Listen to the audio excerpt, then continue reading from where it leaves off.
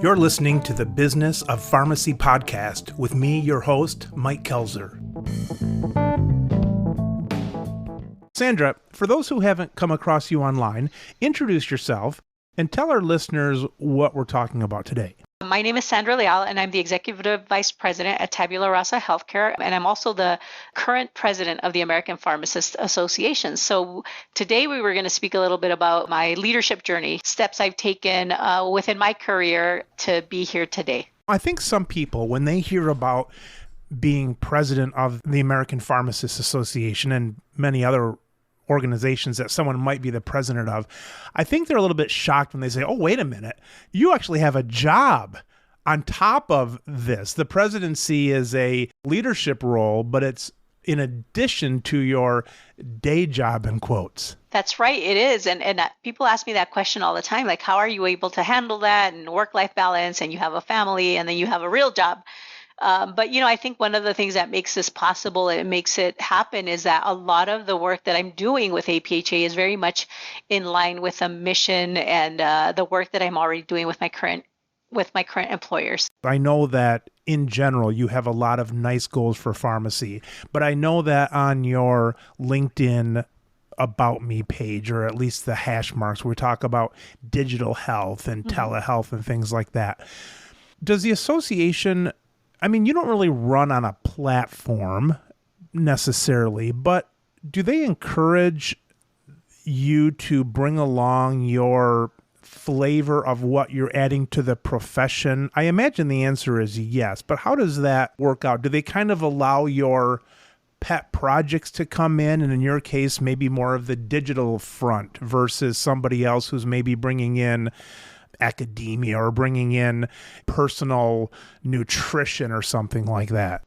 They do. It's funny how that happens. But so, you first, a lot of us are on the board before we even get into the presidency position. And a lot of us represent certain sectors of the profession. Some are academia, some are community, some are health systems. Some of them are work for like retailers, for example, or even health plans. It's just a very diverse group of board members. And all of us tend to have some sort of interest or passion that's gotten us to the table and something that we represent. And so for me, a lot of the work that I did historically had been working with medically underserved. So I worked in federally qualified health centers for a long time. And then in the progression of my career, I obtained a master's in public health because I was really working on value-based contracting and then doing more population health kind of work. And then, when I left El Rio to join Tabula Rasa HealthCare, which was Symphonia, it was basically starting to use telehealth platforms and digital health platforms to be able to do more of that population health management. So that's how come I've sort of been able to evolve in my career and then also start to represent that as being part of the president now. So interestingly enough, and everybody who's ever been president has said this to me that I've spoken to, so I haven't spoken to all the presidents, but they always say, you'll be careful because there's going to be a wrench in the plans that you have for what you think you're going to stand for. And then something that will like totally hit you blindsided, and then you're going to have to take that on. Perfect example is a pandemic. Nobody expected we'd be in a COVID pandemic during my presidential year, or Michael Hogue, who was right before me. And, it is so funny because even though that's been significant, right, there's been so much work that pharmacists have stepped into and really helped to propel, I can still bring in the flavor of my platform, which is medically underserved, the people that have been really marginalized during this whole pandemic, and still bring that to the table, and then still bring the things that I really care about, telehealth, which boomed during the pandemic, but then bring in the digital health, bring in all of those other things of how we had to manage patients when we were trying to also protect ourselves and protect our community. And so it sort of feels like this situation at the time really reflects all of the things that I've had to come through in my career and like really showcase them now. And it's so funny because it happened for Michael Hogue the same way. He was an immunization guy, like he was the guy, and he's the guy who happened to be. Isn't that crazy? Yeah, it's amazing. I just feel like we were the people that were meant to be here at this specific time for whatever reason. So that's how it happens. That's fascinating because Michael was immunization, you're telehealth. Those are like right on top of each other. What are the odds of that? It's crazy. Odds? Absolutely. APhA, for example, how many board members are there? I roughly about, gosh, I have to do the counting, but about 14, 15, something like that. Are you saying that the talents you have, that when people somehow, when you're voted onto that board, are they looking on purpose for different gifts you bring to the table, or is that by campaigning that naturally the board fills out with different gifts, or you say, hey, I can bring technology to the table? I mean, it's got to be through the election process, right? I think it's more through the slating process, because when we're looking for candidates for the board, they do look at things like geography representation. They look for Oh, different fields to be represented. So it's more in that slating process where some of that happens. And then definitely, some people come with a lot of diversity. They've right. had multiple careers. And so maybe they were slated because they lived in a geography, but then, Yeah. oh, by the way, they happen to represent these 2 or 3 areas. And then, by the time you get to the board, there's been the people that they're slating typically have they're known, they have some experiences that are unique, they're very active in the profession. So you're definitely picking people that tend to reflect things like entrepreneurship and things like that would be unique. And that's what, basically gets them to be part of some of these processes. Gotcha. But the slating is really where that's at. There's been this whole discussion around diversity, equity, and inclusion, and making sure it's balanced by gender, balanced by diverse backgrounds. So even those things, to try to become even more inclusive of an organization, it's just that next step of how to do that even more. Let's say the US Open golf tournament or something like that. In theory, you got every golfer can move up the ranks. And in theory, you could do that through, I guess, the U.S. political process where you could rise up through the ranks. And I know there's slating there, but in this case, the board itself says we're going to put certain people on the slate. There is a call, though, for people to actually either nominate themselves, so self-nominate, or be other people can nominate you. And then typically the way it is kind of the same process that you're talking about with a golfing, because a lot of the members, right, it really is, you have to be a member first of all. Then there's different section interest groups that you can participate in. So a lot of people start with those roles. They'll join a section interest, and then they run for a position there. Then they sort of kind of go up the ranks within the different opportunities that they're slated for there. And then definitely the more people that you meet over the course of your career as being a member, it gets the people there to know you, to recognize the work that you do, to see your contributions within the APhA organization and then within your professional career. And so a lot of those are the same people that will nominate you and vote for you. So if you're a very active member to start, and it can start as soon as you're a student because they're student members, those are the people that tend to rise all the way up and then eventually sit on the board and then be president. I took a slightly different path.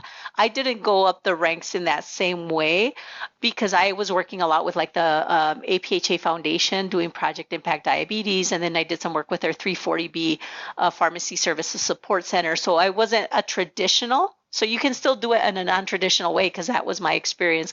But the more traditional path is going through the sections and then kind of going up and ascending that way.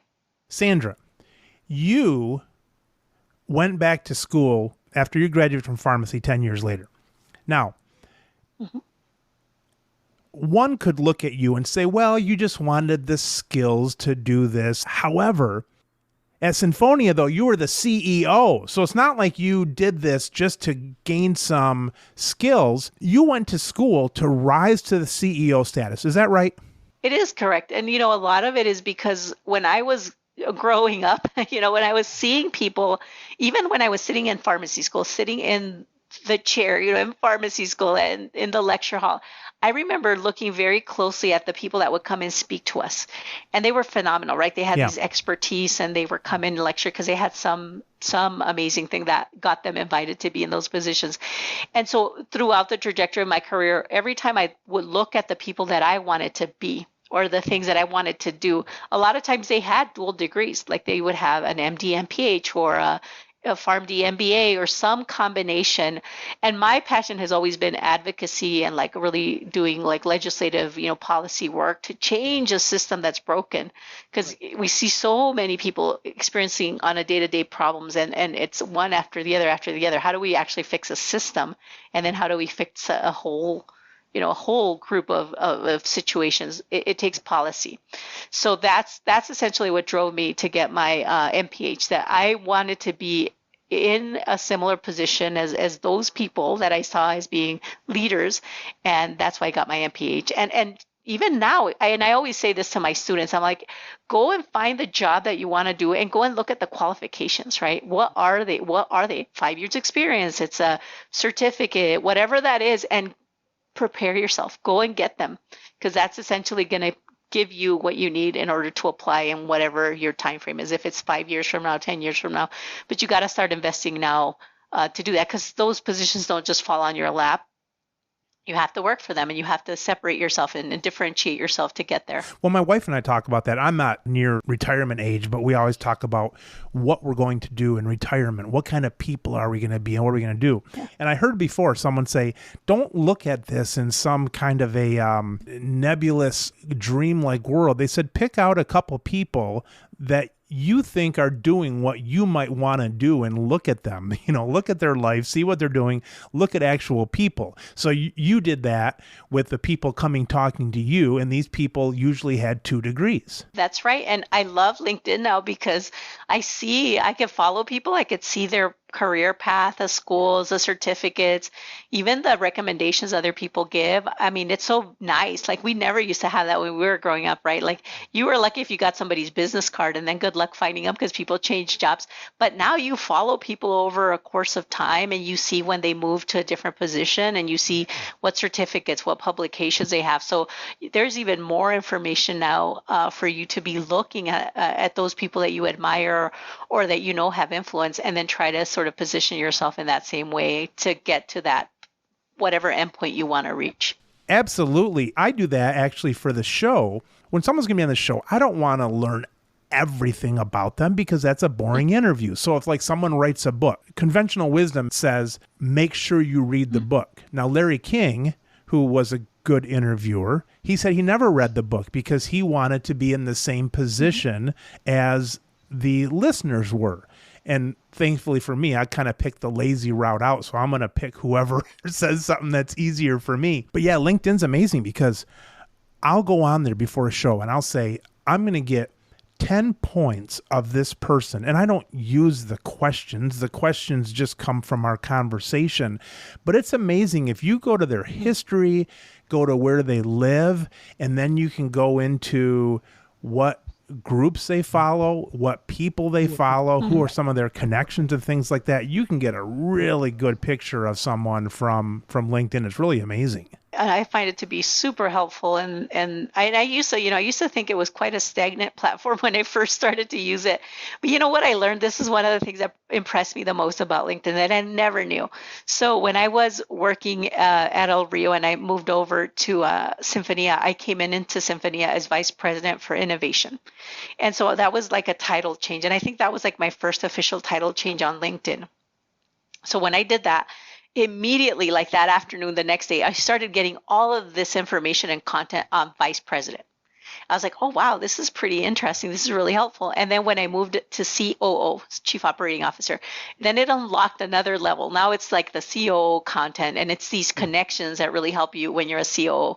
And then when I moved into CEO of Sinfonia, then boom, you hit the next level, right? And you're now getting all this content for CEO, even new positions that people like now think you qualify for that you wouldn't have qualified for 2 or 3 degrees down or levels down. So that's the magic to me that I didn't know existed, and I love it. And so I've had changes, like I'm executive vice president because we're part of a bigger company now, and then president of APhA. All these things unlock all of these new levels. It's like a game almost, but it exposes you to new people, it exposes you to new content, to new groups where you talk, like there's a CEO chat, and then you work with other CEOs, and you're dealing with things about things like sustainability during COVID, how to engage your employees, like telework, and what the new future of that is. Like just stuff that you didn't even know existed because you didn't even have the right, not the right, but a certain title. And different platforms for different reasons. I love Twitter when I'm going through to a meeting, to a conference, phenomenal. Yeah. For work, LinkedIn for my family and keeping up with my social, Facebook, and then Instagram for essentially a younger population with that social aspect of it also.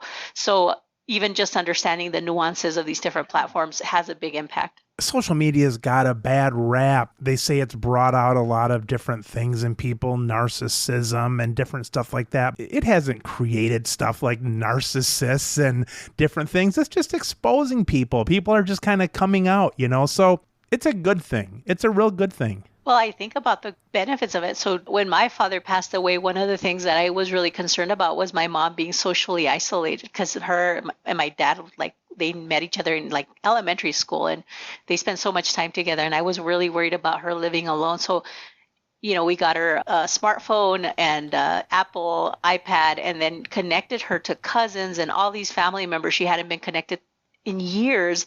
And it's really allowed for her to have this new like social connection and reconnect with people. So I look at that like I'm an optimist by nature, and I really look at ways to leverage good things. And so for me, that's where it's really been tremendous. In fact, just yesterday I went to dinner with a friend here, and we were talking about a classmate from elementary school, and we found her on Facebook, and we were just like, oh my gosh, let's reconnect. She lives in Germany now, but we were so like happy to just see how she was doing. And I would never would you ever have had this earlier when this didn't exist. So I love, those are the good connections that can happen if you use these tools effectively. When you become CEO, do you lie there in your bed at night and say, I'm CEO now? I know you didn't abuse your power trip as CEO, but did you have feelings of like, I'm awesome now? Fess up. So this is an interesting question. I think every position I've ever been at has always been like a position I never even expected to have. Like I came to Symphonia and VP for innovation, and then because of need, because it was a growing company that was a startup, became COO, which I never imagined I was going to do, and then eventually CEO. And I think what you think of when you're in these roles, at least for me, and maybe not the same for other people, is just like a tremendous amount of overwhelming responsibility for the people that work with you, and just to try to maintain, positions that are satisfying, that you connect with all of these people. Like you always imagine, oh, if I was CEO, I could do all these things. Well, the reality is, first of all, is we all have a boss. Everybody has a boss, even the CEO. Everybody has a boss. It's either a board or it's whoever it is, there's always another boss. So as much as you think you're in power or you have some sort of thing, there's always somebody that you always at the end of the day have to respond to. So that's a very much, I think people truly need to know that. Even the president, right? They have the people that vote for them that they have to respond to in all of these things. So you're never truly ultimately in charge of anything except maybe yourself. Right. But I mean, it's cool, right? It's cool to get to a position like that you just like didn't even realize that you had an opportunity for, like, especially when we go into healthcare professions. I never thought I'd be working administrative, first of all. I thought I was going to be working clinical care, seeing patients, and then just because of the trajectory of my career and then trying to replicate these models to help more patients, I just found that I could do it more effectively doing program designs and policy and all that it took me in an administrative route. And so it was interesting to wake up and say, hey, yeah, I'm CEO, but at the same time, I don't know, sometimes it is so much on your shoulders and there's so much stress. I really I empathize for people that are in these positions where they have to make these very critical decisions. And even right now in COVID, even more concerning. Imagine all of those people that had to make determinations about essential workers, like who they continue to employ, even the decisions about coming back getting your employees to come back in a safe way. All of these are things that really land on your shoulder. And so there's a lot of, I feel like, stress and aging that comes when you're in like those positions trying to make the right decision. And I hope I'm a good person enough to think about the considerations of every single person down the line. And I don't know about every other company, but those are the things that keep me up at night in this position. And it's not always fun. It's just a lot of responsibility. Well, I think the problem is, and this is what was demonstrated to me on a very small level. When I first became the president of our family business, I was really in a bad spot because I had the responsibility to lead and do it right, but not all the authority. Now I do. But what I'm thinking of when I hear you talk about that, of having all the people you're responsible for still, as CEO, then you've got a crap load on your plate, but you can't just snap your finger and say, everything's going to happen that I want to happen, because you've got your other bosses too. So you're really in a tough spot sometimes, it seems.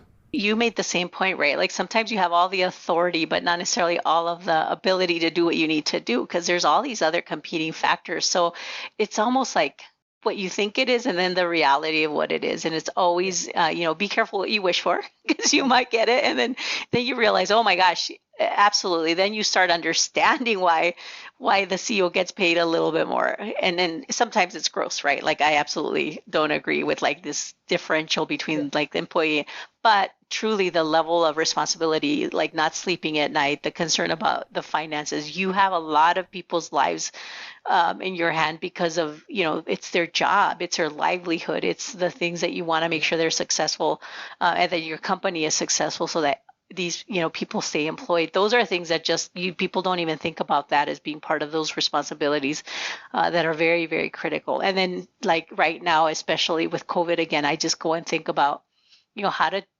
do it right, how to make sure you still have a sustainable organization during this very incredible pandemic, and then come out okay on the other side, and hopefully have made sure that all of those employees were taken care of.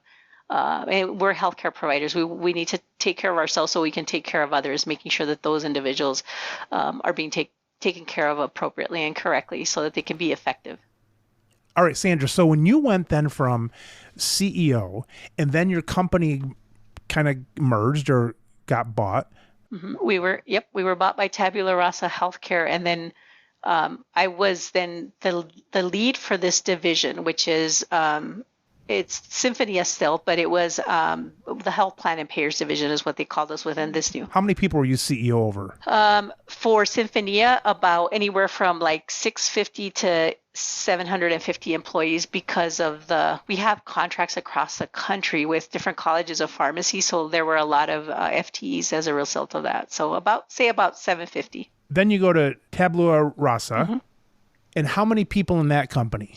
So altogether, the company is about, right now, roughly about 1,500. So we brought in a huge amount of FTEs when we joined, just because of the way that we were doing the work that we were doing. And you're executive vice president now. Correct. How many executive vice presidents are there? And then is there like a CEO right above you now? Yes. And actually everything's in transition. We're actually merging because they acquired other companies, not just Symphonia. They acquired Prescribe Wellness is another company. There's a company out of Australia, DoseMe. So when you look at the strategy for Tabula Rasa HealthCare, it's really medication optimization on a variety of things. And really the CEO that we all report to now is Cal Knowlton, who's a pharmacist, and his wife Ursula Knowlton. They were the founders of Tabula Rasa HealthCare. And so it's really great because it is a lot of pharmacists within this organization. So we all have that mission, right, which is to really advance the work that pharmacists do, address medication safety, make sure people are taking the medication in an optimal way. And then there's a different division. So the different vice presidents are for the different divisions, which have been the companies that have been acquired. And then we're actually now merging divisions together because it's so synergistic, merging them together versus keeping them siloed. So that's sort of the evolution of where the organization is at right now, doing that integration. When you found out you were merging and you were no longer going to have that CEO designation, were you moping around the house and depressed because that label got taken from your name? I wasn't. No, not at all. Because honestly, it's different like levels, right? So it's it sort of goes back to that level analogy. Because I know you're still the CEO. I mean, you're still the head of that thing. It's just that label's not there though. Yeah, no, and to me it's okay, because then you start understanding the structure. Like you could be the CEO of your consulting firm and it's an N of 1. Right. Right. Or you could be a CEO of a company of 10. So the titles get less as the company gets bigger. Gotcha. So like now you're talking about an Amazon, right? Yes. Like they have so many different titles. There's only one CEO, so you Right. can't have 16 CEOs within an organization. It just doesn't make any sense. So you might have a lesser title, but it's a bigger company, and so that title might even carry more weight and more responsibility than the CEO of a 10-person shop. So those are kind of like just in the the evolution of my career and the titles as they change. You really have to look at what the scope is of what your responsibility is, what the organization is, where they fall within the companies. Like, is it a top 10 Fortune 500, or is it in just a really tiny company that's local? And then I always look at things like that. Is it local impact, which is important? There's nothing I mean, that's really critical, right? Local, state, federal, world. Do you have international implications for the work that you do? And so at all of those levels, those different titles mean different things, and there's different responsibilities. So it didn't bother me not to be CEO. What I loved more is having, more resources, and then actually ability to collaborate and to bring in new solutions as you have access to them, because you now have new new partners that you didn't have access to before. And I think that was one of the really great things about how just again in my career, I started seeing one patient at a time, and then trying to do more population health, and then trying to figure out how to scale. And with all of that comes new resources that you can utilize to do the work that you want to do more effectively. And you're not having to do everything yourself, because when you first start off, and I remember very clearly, I was doing some clerical work because I didn't have somebody to take certain things, make appointments for me. Like, I had to start doing that. When you get into these other new positions now, you've got executive assistants, and you've got these new technology tools and all these things that weren't available to you before. Do you find when you raise up the ranks with different leaders, do you ever talk to like another leader or someone from another company and just shake your head and say, how the hell did they get that spot? Through whatever, nepotism or politics or something? Or are you finding that the people in these spots are always pretty sharp because they've been sifted pretty well to get up there? I'm very surprised about what I found out coming up the ranks. I'm Spill it out. Let's go. Yeah, no, I mean, just yes, I have found that some people, I'm like, I don't know why you're in the position that you're in. Maybe luck, maybe whatever it is. I do find, I mean, for me specifically, like my situation is so unique. I'm a woman, so I don't see a lot of other women, right? It's still not equally balanced from that. I'm Hispanic. When you look at Latino women, I mean, it's less than 1%. I mean, it's crazy. So I come up, and so I bring a totally different worldview sometimes when I'm sitting around a boardroom, and then I see, then not a lot of diversity sometimes. And so then I wonder, I'm like, why them and not, somebody else? And I know so many other more qualified people. Even, you look at, and I've sat on a lot of boards, and I've sat on a lot of groups, and looking around the table, I'm like, I find that it's surprising that some people are where they're at. That absolutely an observation that I've had. And some people are phenomenal. Some people absolutely, no doubt, deserve the position that they're in. But a lot of times there are definitely more qualified people that should probably be sitting there that are not. And I know that you're a positive person, and I try to approach things positively, but it's more fun to get the dirt. All right, so here's a question. What traits do you think are some of those people missing as you go around this imaginary room? What are some traits that there's some people in leadership that, and again, we're not trying to pump ourselves up, we're just chit-chatting here, but what are some traits that some of the people in this position you think are missing? Like, how are they missing that skill? What kind of skills are they missing? I think just understanding of the work that they're leading, right? A lot of times, and I have always, I've been concerned about, I never want to lose, because I've been in an administrative role so far removed from the actual work that you represent that you don't even know what you're talking about. That's the biggest surprise for me. I'm like, wow, you don't even know what we do. You don't know what we sell. You don't know. That's pretty big to me. When they're talking, you know that they're missing something because you know enough about even their frontline workers? Yeah, about frontline workers or the organization or whatever that you're talking about, right? Or even just staying abreast of the changes that are coming in. I think one of the things that we always have to do is stay ahead of the curve, right? Like read and keep up with the administrations, whoever that is, understand what the changing politics are. And I think we do this as a profession too. We go back to what we thought it should be or what it was. versus what we need to be doing to be able to adapt. And that's hard. I get it. Like, change is so hard for people. Don't just stay here. Like, look up and like look to see what the world is around you. And because I see this all the time with pharmacists, right? Pharmacists like, well, it's frustrating. But I'm like, have you talked to a doctor lately? They are super frustrated too. They have the same problems. Now they have to report everything, outcomes, value based. They have to see X number of patients now. They have to do RVUs. I've been a medical director, which is unique for a pharmacist. So to get the perspective of what the medical side is dealing with, which is there's a lot of similarities to the challenges that the pharmacists are facing too. They're facing consolidation all the time too. There's not as many small doctor practices as there used to be. There's not a lot of small independents like there used to be. They're getting bought up. I mean, there's a lot of parallels. So instead of like kind of like living these parallel lives, if you actually spoke to each other and got together and advocated for these changes that are frustrating, you might be more effective versus not even understanding that it's also happening to them. And a lot of times we're put in more of an oppositional point of view. Oh, like AMA doesn't support us or this or APH. I'm like, we actually have more similarities than differences. And yes, there are going to be issues that maybe we don't fully agree on.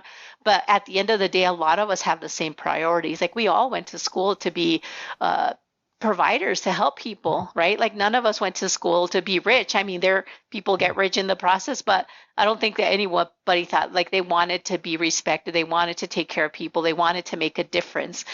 And it's just all of these other factors that end up causing the friction where you could actually be collaborating more than being antagonistic. Going around this imaginary room, how do you think people lose that touch? They've stopped talking to the frontline workers. How do they lose touch in this example you're giving? If you pick up more responsibility, it gets harder, for sure. It gets harder to try to go back and do some of that work. You're busy. Right? You're busy. So you don't tend to like maybe talk to the people that you used to talk to, and you start getting into these other things. But I think you should always make the time to go back to the roots, right? To talk to patients, do focus groups, like all of those things that end up getting you reconnected, even your own experience. And this always happens, right? People that don't realize how complicated the healthcare system is until they personally have to live through it, or they have a family member.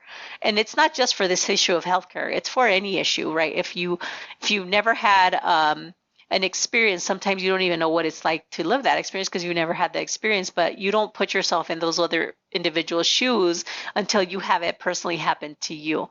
And so a lot of it is just trying to like be open to what the possibility is for somebody else to experience that doesn't have to happen to you for you to actually have empathy towards that individual, and to try to, see a point of view that might be different from yours.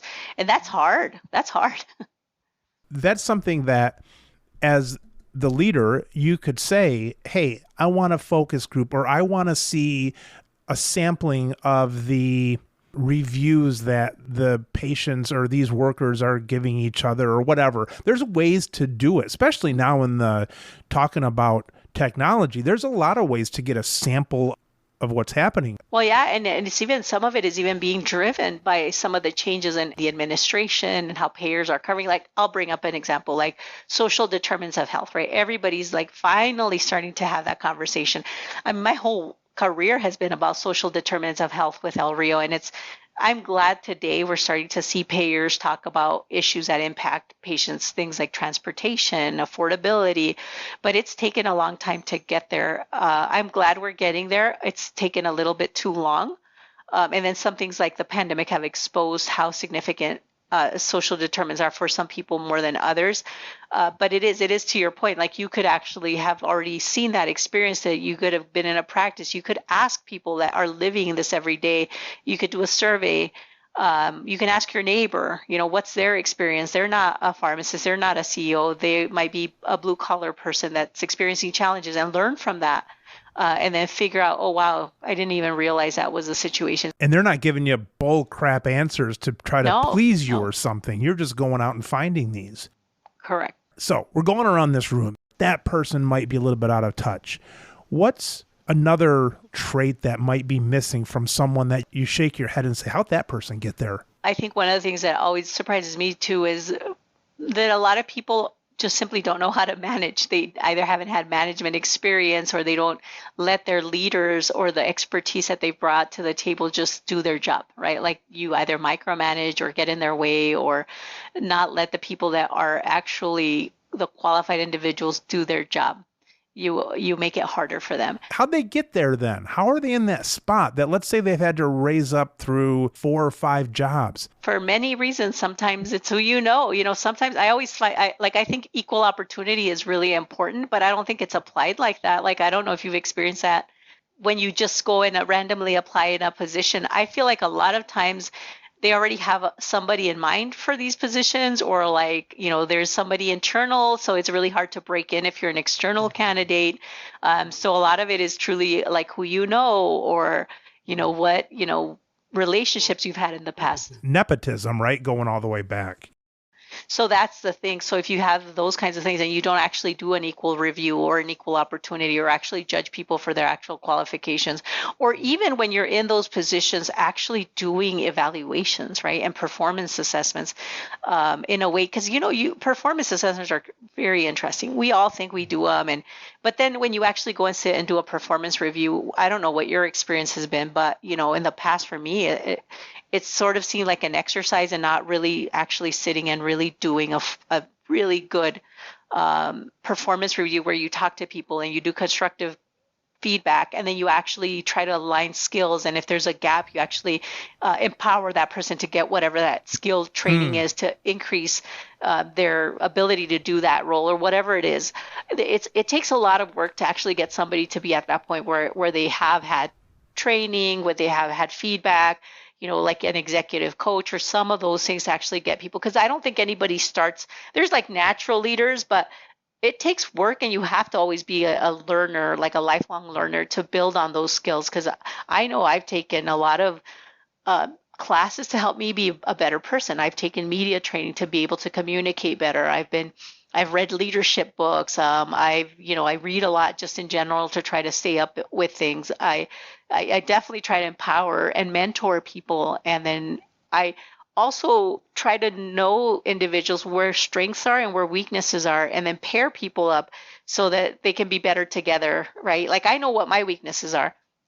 And if I have a weakness, I try to find somebody who's better at that than me, and then try to make sure that I'm working with them to actually make us better together.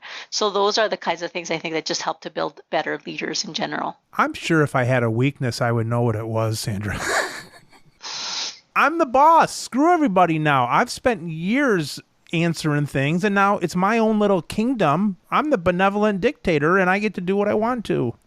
Well, and sometimes when you have entrepreneurs, like sometimes that's the personality, and that's what gets them to be where they're at. So you also have to understand how some people get there. It's the point you made earlier about people that are narcissistic. They were narcissistic before social media.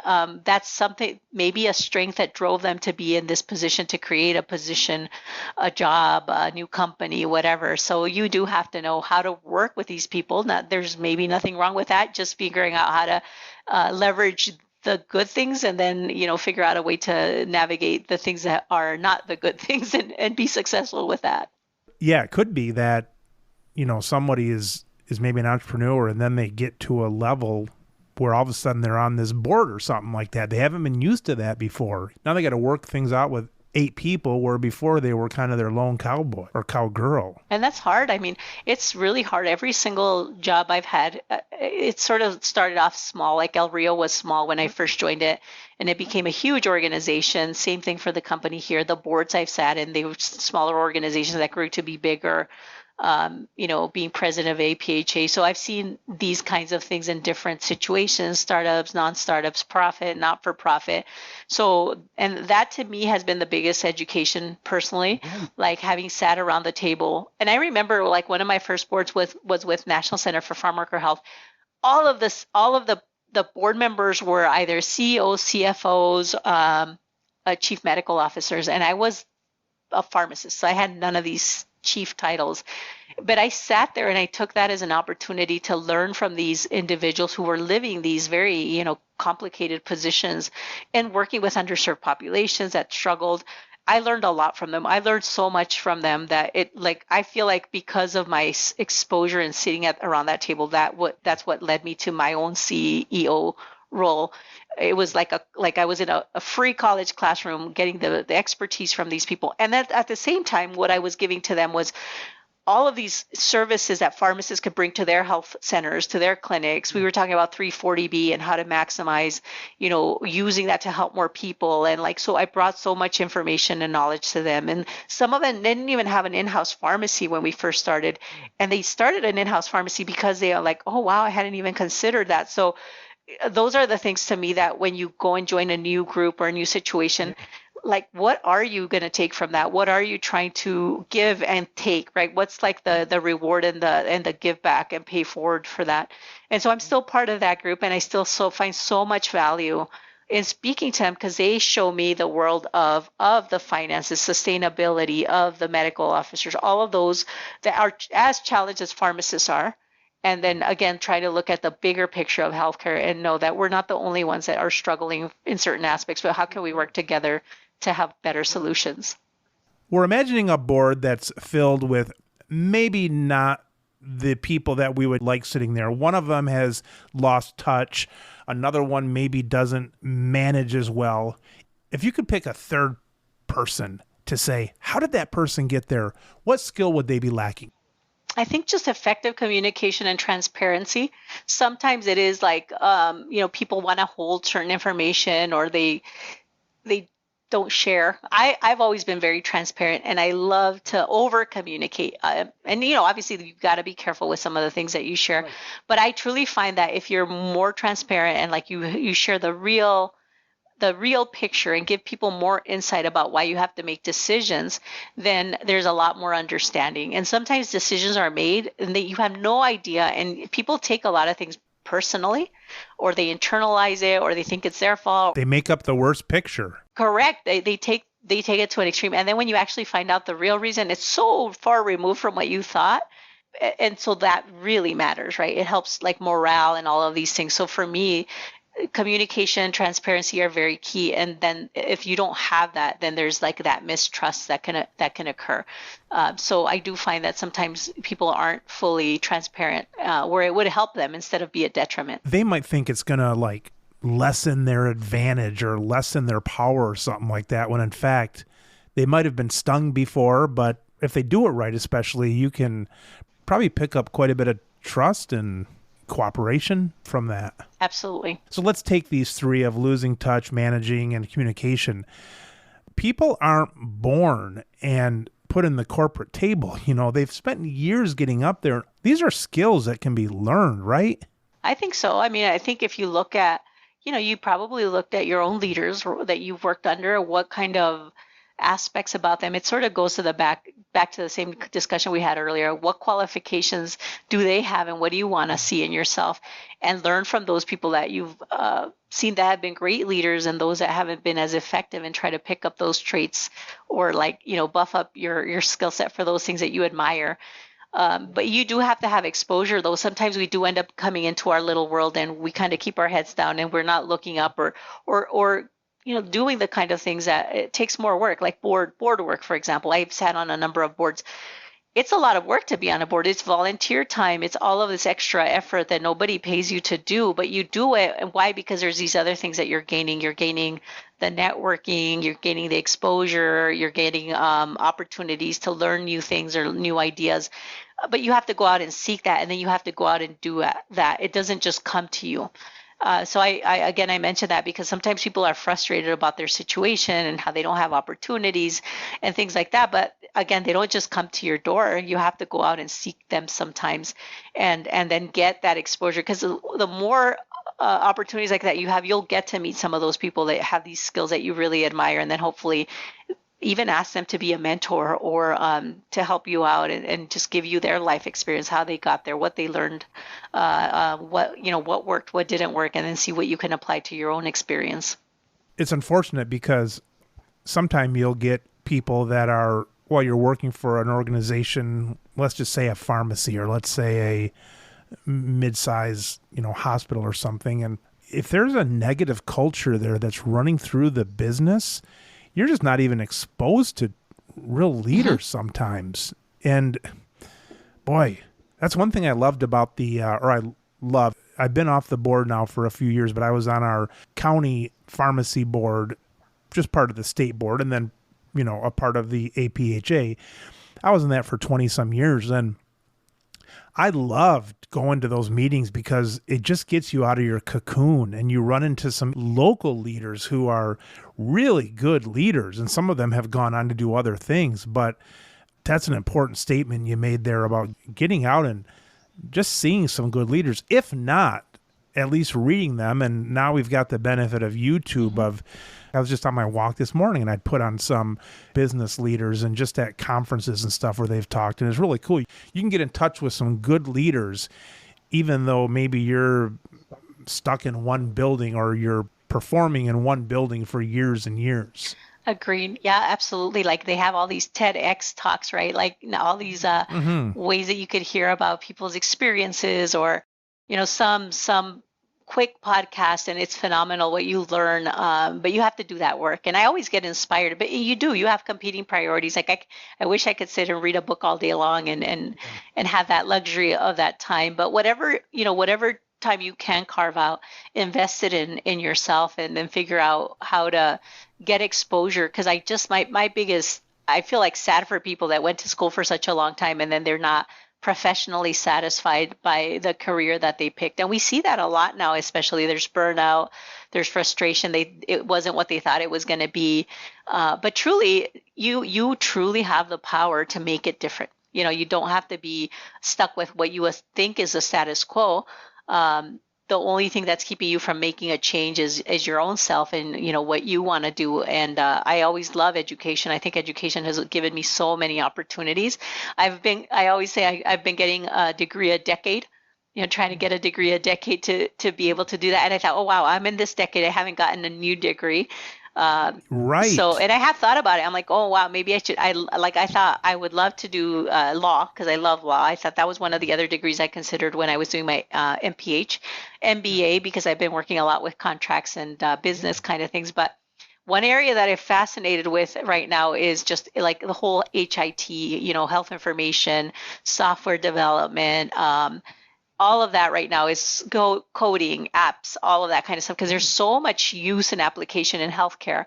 And if you think about electronic health records and how we're communicated, remote monitoring with patients, to me, that's just this whole new arena that wasn't even available when I was first stepping out of pharmacy school, that are now new opportunities for our profession to just really enhance what we do, but just with that new technology footprint. Would you get a coding degree? I know you didn't say you were going to do that. Not a degree, but I get a certificate, because I've even looked at, Google has like these 6 months. I was just going to mention that. That's going to start bursting some of these colleges. But yeah, they've got that 6-month thing. It's like $600 or something, and you get a Google degree. Yeah, it's so reasonable. Honestly, to me, I've been recommending that to students. I'm like, man, if you didn't get your residency that you want to, go and get one of these certificates. You're going to be super valuable. Personally, I literally 50% of the people that we work with here are IT people. So I've learned a lot around the language of change management, agile, software development, security. My goodness, everything around cybersecurity, all of that's really critical and important. So I've had to sort of learn all of that as I've been going and doing this work. And I just find that it's so incredible when we have somebody who understands the healthcare delivery model and then the IT, and then marries both of them to be able to do it more effectively. For sure. Well, you're bilingual in Spanish. Mm-hmm. Was that from birth pretty much, Sandra? Were you bilingual? I mean, was that spoken in the home, or did you have to learn one of those? So I had to learn English. My first language was Spanish, and my parents still to this day don't speak English because we grew up in the border town of Nogales. And so we, the community itself, even though we're on the American side, I'd say 95% of the population only spoke Spanish. The town is Nogales, Sonora, and Nogales, Arizona. We were on the Arizona side, but my parents were from Sonora, from Mexico. And I would remember when I was younger in elementary, I thought I was going to forget my English in the summer, when we would finish school, because we didn't speak English at home. You would go to government buildings, anywhere you would say something in English, people would respond in Spanish. And I think that's still pretty much the experience to this day. So I was probably late elementary before I learned how to speak English. Is that right? Yeah. So it's Late elementary. late, like fifth grade. Yeah. All right. So the point I'm making there, and you're a good example of the point, is that I think some people don't want to learn programming. They think, well, what am I going to learn? Ruby on Rails or C++ or something? I'm going to get stuck in that.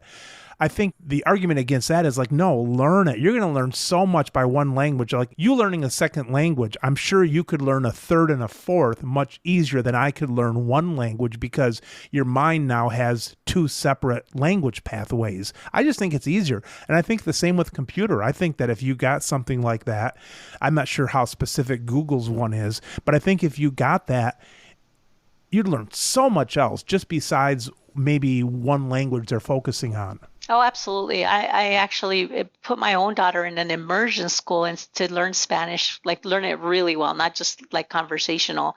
Yeah. And it's like I told her, this is the greatest gift I will give to you is for you to be bilingual.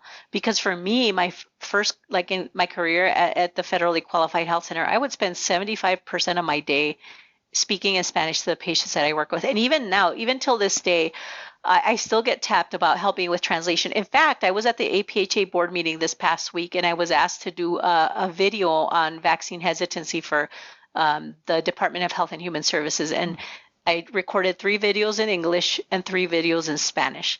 And they were so happy to have a healthcare provider that could speak in Spanish to like be able to do this recording. And then again, it goes back to what I was mentioning before, helping underserved populations. It was going to be used for agricultural workers, the National Center for Farm Worker Health. So it's like literally all of these things coming together.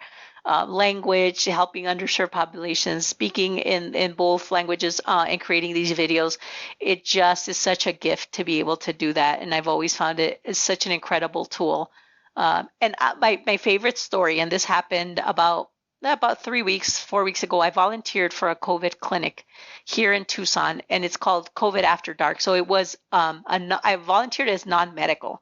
So I didn't want to, try the medical route because I wanted to try the non-medical, which the role for that was to stand on the sidewalk and just welcome people to get the vaccine in a popular area in Tucson.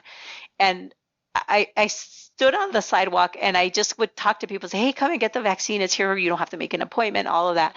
But one of the best stories of that night was this woman that was walking by selling, she was a street seller selling little trinkets on her cart. She didn't speak English. And I'm like, hey, in Spanish, come and get your vaccine. She's like, I don't have insurance. It's okay. You don't have to have insurance. I can't read. I'm like, it's okay.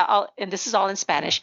I said, I will read with you. I will help you fill out your paperwork. She's like, well, I don't have an ID. I'm like, you don't have to have an ID. So by the end of our conversation, she got her vaccine and she's like, thank you for, like convincing me to do this. I never thought ever that I was going to get the vaccine just because I didn't have all of these things. So I felt like I had to be at that place at that time. And to help this woman was absolutely one of the most professionally satisfying experiences that I've had. And it goes back to all the things that I've worked up to in my life and being bilingual and being able to do that was just a wonderful experience to do that. We were talking earlier about how you were kind of enamored by people that had 2 degrees. And then just recently you were talking right now and you were saying that the power of bringing 2 professions together in yourself, of having someone skilled in 2 different things, that's a really cool thing. There's a lot of power in that, of seeing how 2 powerful things, whether it's law or computers or language or something, that's powerful. It is. It does. It opens up just new opportunities and just a different level that is, it's unlocking. Like I said, it's like unlocking this new level for you.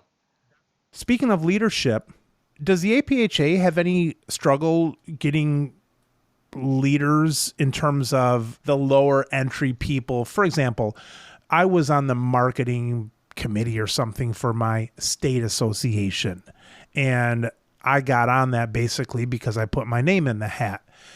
Does the APhA have to fight off people because there's too many people that want to be on certain committees and so on? Is that like let's call it a prestigious position, or is there any challenge trying to find people? It can be a little bit of both. So sometimes they have more interest for certain positions more than others, and then sometimes they do. They need more volunteers than are willing to run. So sometimes you'll see, maybe a position that is not slated by even two individuals. Maybe it's just one individual. And I think that's the same for a lot of different groups.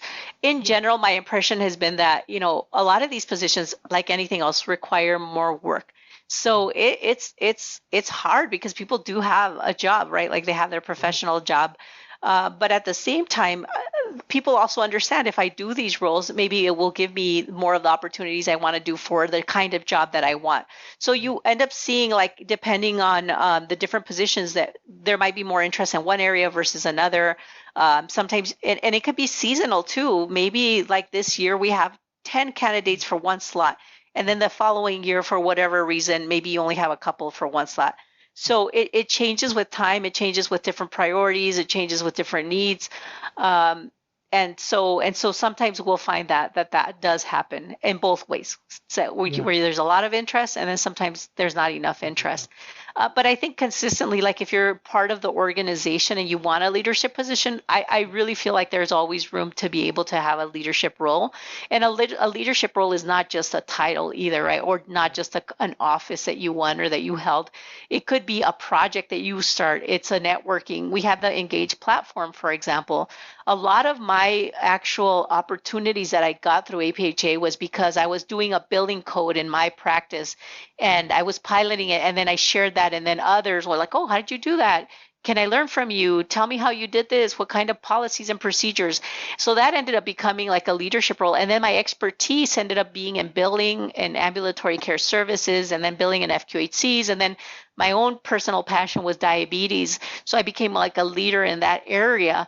And I started accreditation program. So it wasn't because I was president or, SIG, section. It was because I was doing these things and these unique, innovative types of practice models that then others wanted to learn about. And so then I was doing webinars and I was doing, education around that. So leadership comes in many ways, and it doesn't always have to be because of a title.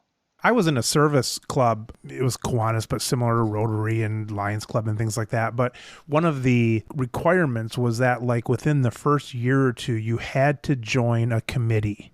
It was remarkable how just joining a committee, how that takes off, because even though it's almost like a leadership role, it's a service role, which builds a leadership role. There's a nice combination there. No, it's true. I mean, it's absolutely true what you're saying there, because it is. It's like if you join a group and then they see you're active, then guess what? Then there's another opportunity, and then another opportunity, and then it could take a life of its own, and then you're president of APhA.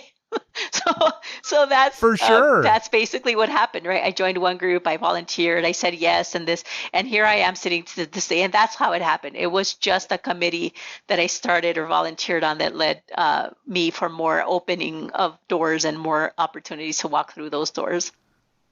You're on this board with all these misfits, not APhA. I'm talking this imaginary board of the misfits that are on there. You're on this board with the people that skills didn't seem to be up where they should be or could be for great collaboration. If you could get a hold of, let's say, young pharmacy students, and you could do a TED Talk to them, for example, what 3 points would you like to get across to young pharmacy students? Stay involved, no matter how hard or complicated, even if you can't be super active, but just stay connected, because that connection will really lead to opportunities later on. And then hopefully you won't feel that isolation sometimes that you feel when you're kind of doing your own thing. So that entire aspect of staying in a leadership organization, either your local pharmacy association, your state, I'm in both, right? I'm in the Arizona Pharmacists Association. I've been in it since basically I was a student. And then a professional organization, which it could be APhA. I'm in a number of them. I'm not just in APhA. And then, try to get outside of pharmacy too. That's a very key message. I can't stress that enough, because we get stuck and we talk to just the pharmacists when we should really be talking to others to know the value that we bring. And I think that there's been more power in me doing that and explaining what pharmacists do versus we know what we do. We definitely know what we do. It's not to say don't get involved in pharmacy profession, but but how do you actually like take that outside of pharmacy and amplify that to the rest of the world, your neighbors, your all of that, because it really makes a difference. And then I would just say, definitely invest in yourself. That's another key thing. Continue to learn, continue to pursue passions that you have. And it doesn't even have to be formal education. It could be something like, if you care about, some hobby that you like, invest in it, because that brings so much joy. I do so many other things that I really like to do. I love travel so much. Like, I love spending time with my family. And all of that brings me, it brings me education. I take a lot from that. Like, I've even traveled to Cuba, one of my bucket list items, and I went there to learn about the healthcare system, and I learned so much on how they manage effective primary care.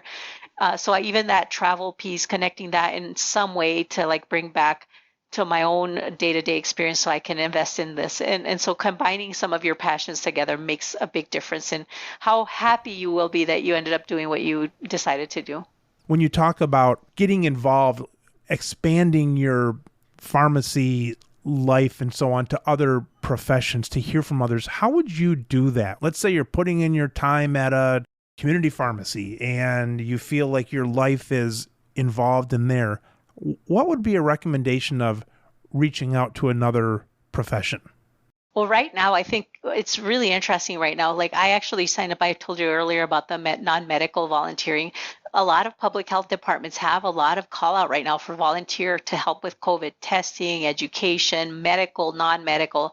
So partnering with your local public health department, even, like even your school, like your PTA, if you have kids in school, there's always so many opportunities to sit on the PTA, and there's opportunities to kind of bring your skill sets in a different way there. There's, I love politics. I really do. There's precinct committees that you can join. There's homeowners associations that you can join.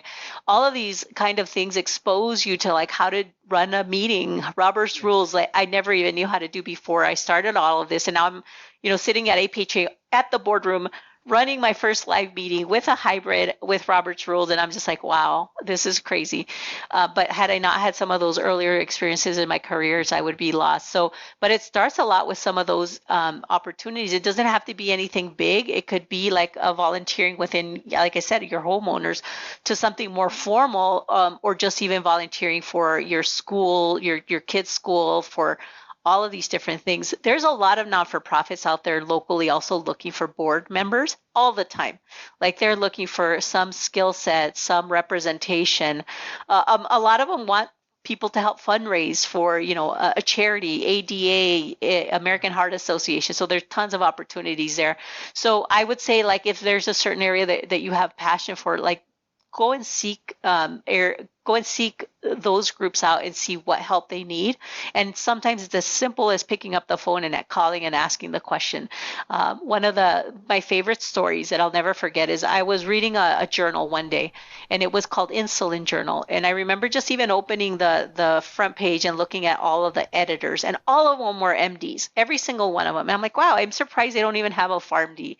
Like, for, diabetes and insulin, such a medication heavy condition, why don't they have a pharmacist on? And I literally picked up the phone and I called the editor and I said, hey, how come you don't have a pharmacist? And he's like, oh, wow, I hadn't even considered that. Do you know somebody who would be interested? And I'm like, I would love to do this. He's like, well, send me your CV. And that's all it took. I took a cold call, calling and asking a question, and I was on the editorial board for the Insulin Journal after that. So it's surprising that sometimes it's not this huge effort, but it just was simply asking a question that nobody asked or nobody, volunteered for, that ended up leading to an opportunity that happened. So that was just an example of something that happened very, very quickly. Sandra, you really put your money where your mouth is. Speaking of LinkedIn and going and see people being involved and so on, one of the areas that I don't usually see in a lot of people, but I saw on yours, is you got like 150 million publications that you've done, along with, and I open them up and there's other authors and things like that you've worked with and so on. So you're not blowing smoke here. When you say you work with people and you get things done and you teamwork and things like that, not to dismiss leadership. Sometimes when you say a team worker, you forget that they're also great leaders, but you've got a lot of crap you do. When I look at you and I look at me, I kind of feel a little lazy. I don't know what to say about that. I know I have been very lucky in my career to, publish. It's so funny. I never worked in academia formally. I've been a preceptor and an adjunct faculty, and I've published a lot, which is surprising because not a lot of people publish that are not in academia, where it's a requirement for your position for like tenure and non-tenure. But it's about sharing, right? It's about sharing the experiences, what worked, what didn't work, what I learned from. And I always thought that, again, it goes to that whole thing about amplifying the voice and the role for pharmacists. If we share that, if we publish, and if you look, a lot of those journals are not pharmacy journals only. Not pharmacy Annals ones. of Internal Medicine. There's been the American Diabetes Association, Clinical Diabetes. More because I want to show the other groups, the other professionals where those are published, that pharmacists do a lot, and we do it in so many different ways. So that's, again, it just goes to the mission of the work that I've always tried to do, is to amplify the voice for pharmacists and get others to really understand the value that we bring to the healthcare team. So one thing that I hopefully am is very consistent with my messaging, and I repeat myself and that message several times so people hear it. We've got the right person at the head of this. Thanks, Sandra, for everything you're doing. Well, I, again, appreciate the opportunity, and I thank everybody I've ever worked with who's, definitely had a little piece to do with my success, because it's taken a lot of people and a lot of collaboration to get here. We're all behind you in the great things that APhA is doing. It's exciting opening the LinkedIn feed every day and seeing what's new there. It's really fascinating. So thanks for everything you're doing. I appreciate it. And thank you for what you're doing. I love the messaging that you're getting out and all the people that you're interviewing. It contributes to that excitement. Hopefully people see this and hear this and then want to do something more. I hope they do. All right, Sandra, we'll be in touch. Thank you. You've been listening to the Business of Pharmacy podcast with me, your host, Mike Kelzer. Please subscribe for all future episodes.